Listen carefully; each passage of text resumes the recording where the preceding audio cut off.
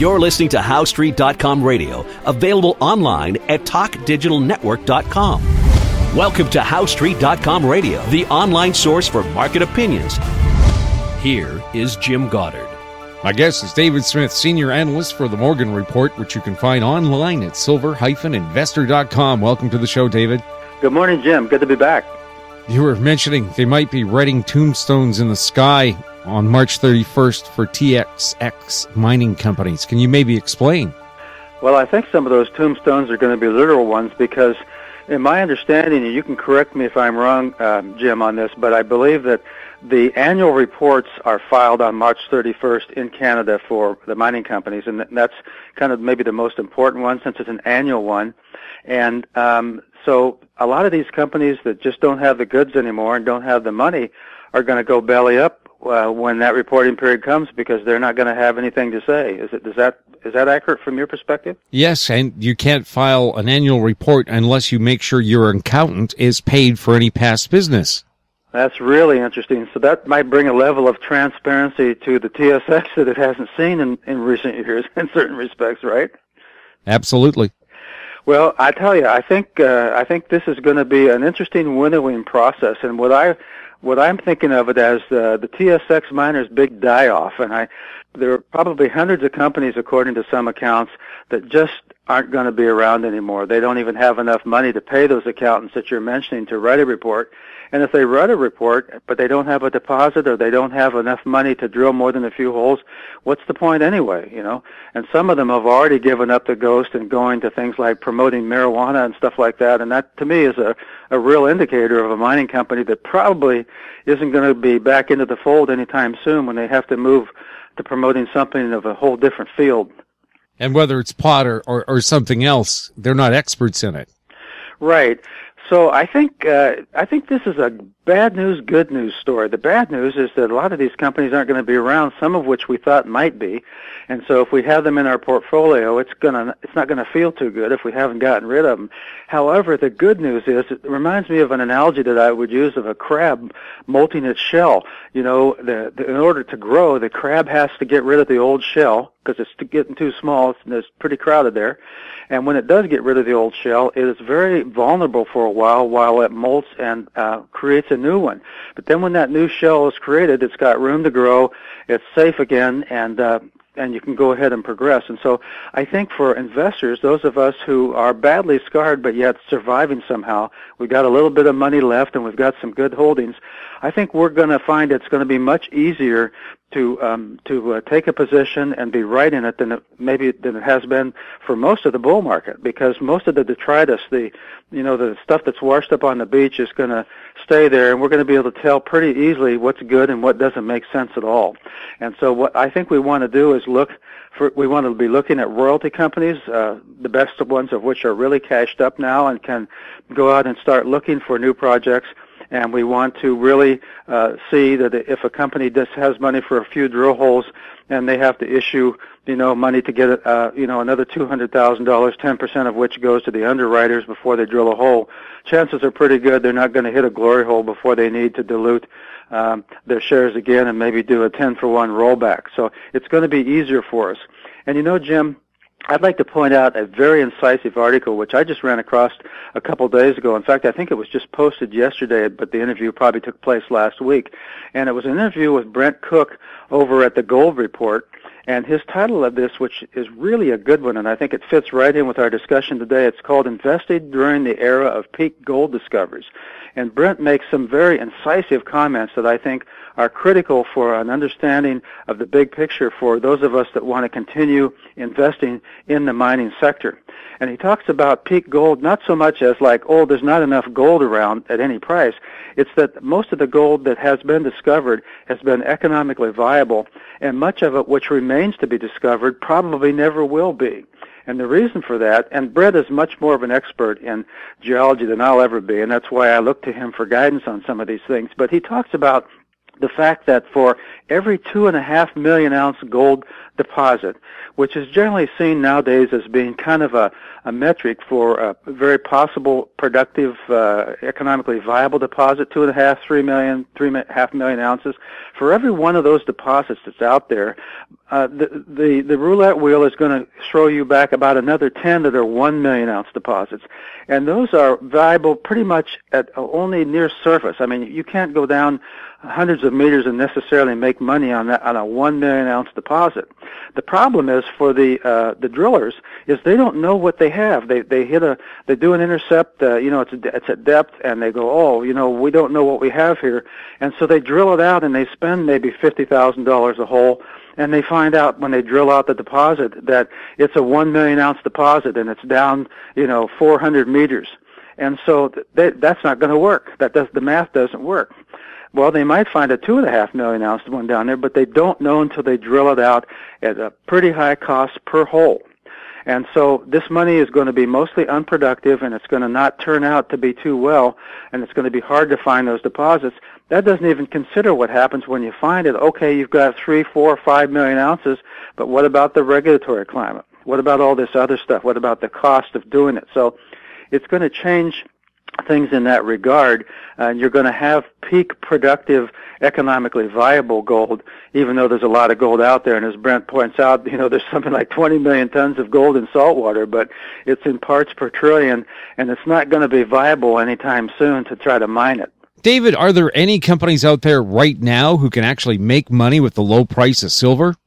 There are. In terms of silver, I think we need to make a distinction between primary silver producers, which produce maybe a third of the silver in the world or a quarter of it, and byproduct silver producers like the BHP Billotons of the world, which they produce millions of ounces of silver, but it's almost a footnote for them because they're making most of their money on on silver.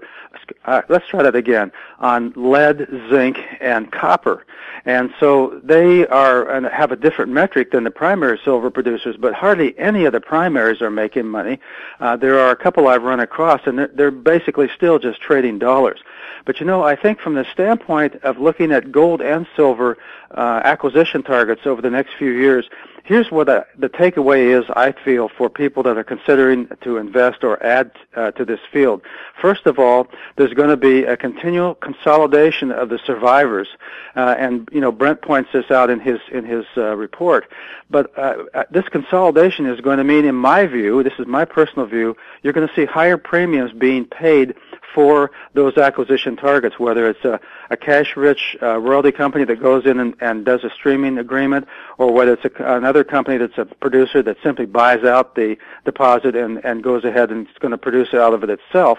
And so where I've noticed over the last decade, probably a little longer than a decade, that a very common takeout price premium is about 35 or 40% over the closing day's price. So if you or I have a particular gold deposit exploration company that gets bought out tomorrow, the chances are that when there's a trading halt, that premium price to what it was today will be about 40% higher. But I think going forward, because there are so few of the quality deposits out there, that you're going to see, as the bigger companies attempt to fill their production pipeline, you're going to see premiums very commonly of 50 to maybe 100 or even 200% over the closing day's price. And so that's the potential upside that we have if we have a company that gets bought out. I think they're going to see much higher than the norm as the realization strikes the industry that there aren't that many good projects out there. And so that can be exciting, and it can be easier for us to find those projects because so much of the detritus has gone out, to sea, and especially as a result of this March 31st annual date that we have coming up for the annual reporting that you've been mentioning. Right, and speaking of important dates, January 18th and 19th, it's the Vancouver Resource Conference. David, again, maybe remind our listeners about how important that is.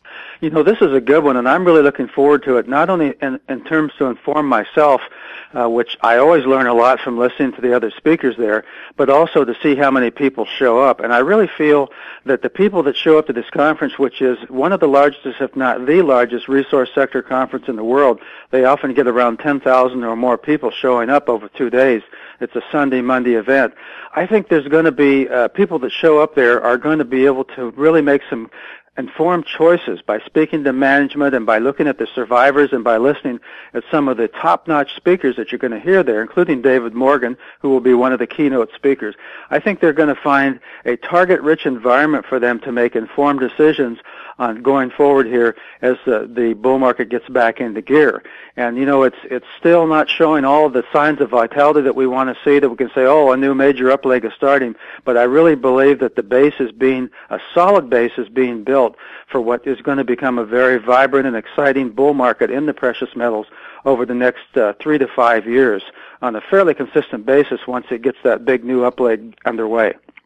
And maybe just backtracking a bit, it's important to also remind people that if the prices do start going up for gold and silver, they can't instantly turn on a tap like they can with oil and increase the production to meet the demand.